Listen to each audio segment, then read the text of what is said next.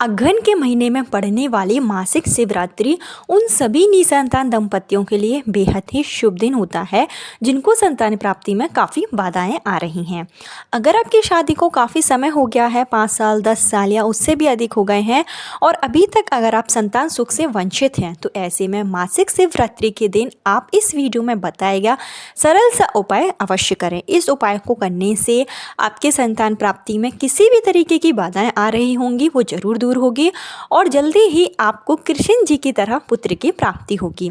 अगर आपके घर में पहले से कन्या है संतान के रूप में और आप चाहते हैं कि आपको एक पुत्र की प्राप्ति हो जिससे कि आपका परिवार पूरा हो जाए, और हमारे शास्त्रों में भी बताया गया है कि पिता को मोक्ष की प्राप्ति पुत्र से ही होती है, साथ ही साथ हमारे वंश की वृद्धि होती है।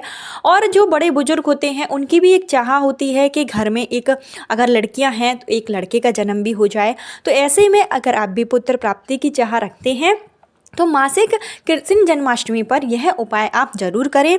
इस उपाय को आपको अपने घर पर ही रहकर करना है। बहुत ही सरल उपाय है, लेकिन इसका जो परिणाम होगा, जो आपको फल मिलेगा वो 100% मिलेगा और साथ ही साथ आपके घर में बच्चों की किलकारियाँ गूंजेंगी। जो आपको उपाय करना है वो आपको अगहन महीने की मासिक शिवरात्रि इस बार 22 नवंबर के दिन है, तो 22 नवंबर शुक्रवार के दिन आपको यह उपाय करना है। और इस दिन कई ऐसे दुर्लभ योग बन रहे हैं जो कि बेहद ही शुभ दिन है। इस दिन रवि योग के साथ में ब्रह्म योग लग रहा है, इंद्र योग का भी इस दिन सहयोग है और ये योग होते हैं बहुत ही शुभ माने जाते हैं। ऐसे में अगर आप उपाय करते हैं, पति पत्नी अगर मिलकर करते हैं, तो निश्चित रूप से आपकी मनोकामना पूरी होती है। संतान प्राप्ति के लिए आप जो भी उपाय करें, कोशिश यह करें कि पति पत्नी दोनों मिलकर करें, क्योंकि जो पुत्र प्राप्ति के योग बनते हैं वो पति पत्नी दोनों के भाग्य से बनते हैं। तो आप दोनों को मिलकर ही उपाय करना चाहिए। किसी कारणवश अगर पति घर से बाहर है, नहीं कर सकता है, या फिर पत्नी नहीं कर सकती है, तो इस उपाय को पति या पत्नी में से कोई भी कर सकता है। लेकिन आप जब उपाय करें तो अपने मन में पूर्ण विश्वास रखें, ईश्वर के प्रति पूर्ण समर्पण भाव रखें, तब आप उपाय करें। आपकी मनोकामना बहुत जल्दी पूरी होगी और आपको मनचाही संतान की प्राप्ति होगी। तो इस उपाय को आप कैसे करेंगे और क्या चीज़ों की आपको इसमें आवश्यकता होगी, संपूर्ण जानकारी आपको इस वीडियो में दी जाएगी। लेकिन आगे वीडियो शुरू करने से पहले हमेशा की तरह आपसे मेरा निवेदन है कि अगर अभी तक आपने मेरा चैनल धर्म ज्ञान इंडिया को सब्सक्राइब नहीं किया है तो चैनल को सब्सक्राइब जरूर कर लीजिए। वीडियो पसंद आए तो लाइक कीजिए और कमेंट बॉक्स में जय श्री कृष्ण जरूर लिखिए। मासिक कृष्ण जन्माष्टमी का जो दिन होता है वो संतान प्राप्ति के लिए बहुत ही शुभ दिन माना जाता है। तो आपको क्या करना है कि 22 नवंबर के दिन जो शुक्रवार का दिन है, पूरा ही दिन शुभ है। आप चाहें तो सुबह इस उपाय को कर सकते हैं, आप चाहें तो शाम को कर सकते हैं। अगर आप रात्रि में उपाय करना चाहते हैं तो आप 8 9 10 बजे के आसपास भी उपाय जो है वो कर सकते हैं, क्योंकि जो जन्माष्टमी की जो पूजा की जाती है वो रात्रि में निशा काल में की जाती है। तो आप इस उपाय को रात्रि में भी कर सकते हैं।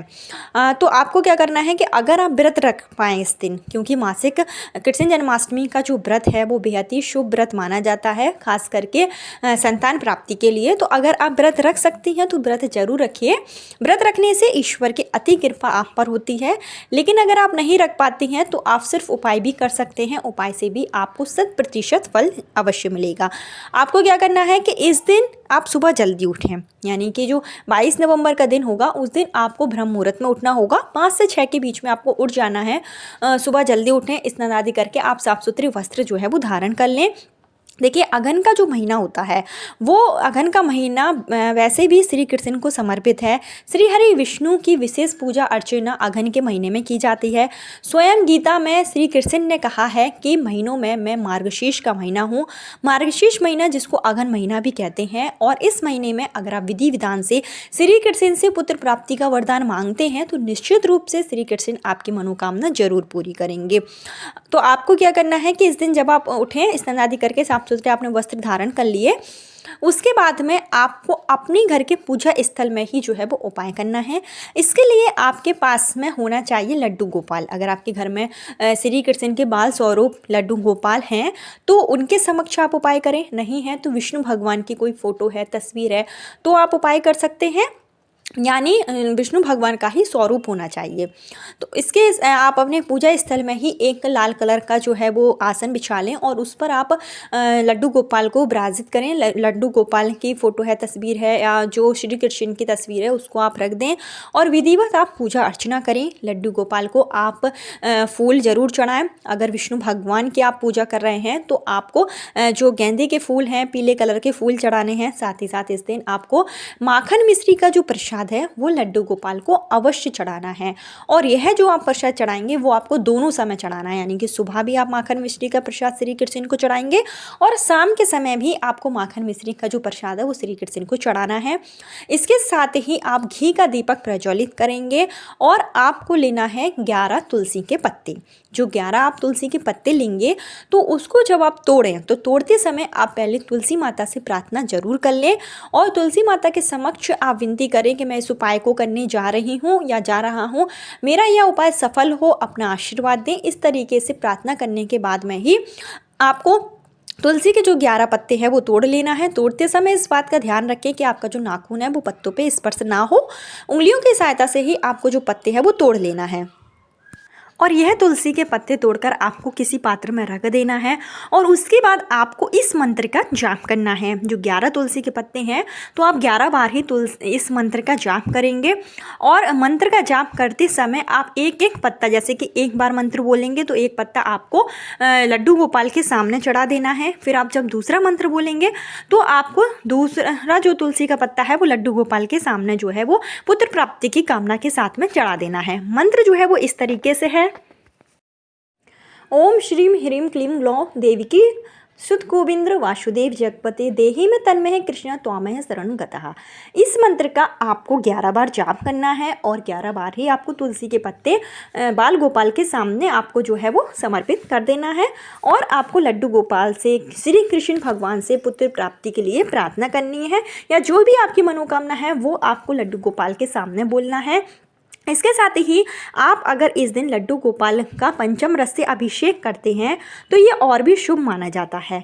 अगहन का महीना है, आप लड्डू गोपाल का प्रतिदिन पंचम रस से अभिषेक कर सकते हैं पुत्र प्राप्ति की कामना के साथ। इससे आपके वंश की वृद्धि जल्दी से जल्दी हो जाती है। तो पंचम रस से जब आप अभिषेक करें तो पंचम व्रत बनाने के लिए आप दही, दूध, शहद, घी इत्यादि चीज़ें मिलाकर आप पंचम व्रत बना लें और फिर लड्डू गोपाल का आप मासिक जन्माष्टमी में अभिषेक जरूर करें, क्योंकि अगहन का महीना श्री कृष्ण को समर्पित है और मासिक जन्माष्टमी श्री कृष्ण का ही दिन है। ऐसे में अगर आप अभिषेक करते हैं तो आपके वंश की वृद्धि होती है। लेकिन अभिषेक करने का भी एक विधान है। अगहन के महीने में आपको क्या करना है कि अगर आपके घर में शंख है तो जो पंचामृत आपने बनाया है उस पंचामृत को आप शंख में पहले भर लीजिए और फिर इस शंख में पंचामृत आपने जो भरा हुआ है उससे आप अभिषेक कीजिए। इस दिन मासिक कृष्ण जन्माष्टमी के दिन अगर आप शंख से अभिषेक करते हैं लड्डू गोपाल का तो आपके वंश की वृद्धि होती है। अगहन के महीने में शंख की पूजा करने का विशेष विधान है और अगहन के महीने की मासिक जन्माष्टमी बेहद ही शुभ फलदायी मानी जाती है। तो अगर आपके पुत्र प्राप्ति में काफ़ी बाधाएं आ रही हैं तो एक बार आप पंचम रस से लड्डू गोपाल का अभिषेक शंख में भरकर जरूर करें। साथ ही साथ जो आपने तुलसी के पत्ते मंत्र के दौरान लड्डू गोपाल के समक्ष चढ़ाए हैं, जब आपकी पूजा अर्चना हो जाए, आप अभिषेक कर लें, आरती कर लें, उसके बाद में आपको यह तुलसी के जो पत्ते हैं वो उठा लेना है और आपको 11 दिनों तक इन तुलसी के पत्तों का सुबह खाली पेट सेवन करना है। मतलब सबसे पहले जब आप सुबह उठें तो अपनी घर की जो ईशान कोण है, यानी या तो आप पूरब दिशा की तरफ मुख करके बैठिए या तो फिर आप उत्तर दिशा की ओर मुख करके बैठ के तुलसी का जो पत्ता है वो आप सेवन कीजिए। और जब आप तुलसी का पत्ता ग्रहण करेंगे, इस तुलसी के पत्ते को खाएंगे, तो आपको श्री कृष्ण से पुत्र प्राप्ति, संतान प्राप्ति के लिए कामना करनी है। 11 दिनों तक आपको इस नियम को अपनाना है। ऐसा करने से आपके पुत्र प्राप्ति के प्रबल योग बनने शुरू हो जाते हैं। और जिन महिलाओं को केवल पुत्र प्राप्ति की चाह है, जैसे उनके घर में लड़कियां हैं पहले से, तो उन्हें इस उपाय को जरूर करना चाहिए। कान्हा की तरह आपके भी पुत्र की प्राप्ति जरूर होगी, क्योंकि जो अगहन का महीना है इस दिन किया गया उपाय हमेशा कारगर होता है, बहुत ही अच्छा उपाय है। इसको आप अपने घर पर रहकर ही कर सकते हैं। साथ ही साथ अगहन के महीने में आपको जैसे कि आपको मासिक कृष्ण जन्माष्टमी के दिन तो इस उपाय को करना ही है, लेकिन पूरे अगहन के महीने में, पूरे मार्गशीर्ष महीने में श्री कृष्ण की पूजा अर्चना आप जरूर करें। श्री कृष्ण के मंदिर में जाकर राधा रानी और श्री कृष्ण के समक्ष घी का एक दीपक आप डेली प्रज्वलित करें। संतान प्राप्ति, पुत्र प्राप्ति या जो भी आपकी मनोकामना है वो आप कृष्ण भगवान के सामने बोले। ऐसा करने से आपकी मनोकामना बहुत जल्दी पूरी होती है। इसके साथ ही अगहन के पूरे महीने में आप विष्णु भगवान की विशेष सेवा अर्चना कर सकते हैं। विष्णु सहस्त्र नाम का पाठ कर सकते हैं। आप विष्णु भगवान के जो 12 नामों का जप है वो आप कर सकते हैं। साथ ही साथ गाय की सेवा जरूर करें। मार्गशीर्ष महीने में गाय की सेवा करने से ईश्वर का आशीर्वाद आपको प्राप्त होता है। तो जो भी चीज़ आप गाय को खिला पाए, खास करके गुरुवार के दिन या फिर जो विशेष तिथियाँ होती हैं उसमें आप गाय को चीज़ें ज़रूर खिलाएँ और गाय से पुत्र प्राप्ति के लिए वरदान मांगे, आशीर्वाद लें और गाय की परिक्रमा करें। ऐसा करने से आपके वंश की वृद्धि होगी। जल्दी ही आपके घर में बच्चों की किलकारियां गूंजेंगी। तो ये कुछ सरल सा उपाय था जिसको अगर आप मासिक शिवरात्रि 22 नवंबर शुक्रवार के दिन करते हैं तो आपको मनचाही संतान की प्राप्ति होगी। वीडियो पसंद आया हो तो लाइक जरूर करें। चैनल पर पहली बार आए हैं तो सब्सक्राइब जरूर करें। फिर मिलती हूँ नए वीडियो नए उपाय के साथ। जब तक के लिए जय श्री कृष्ण, राधे राधे।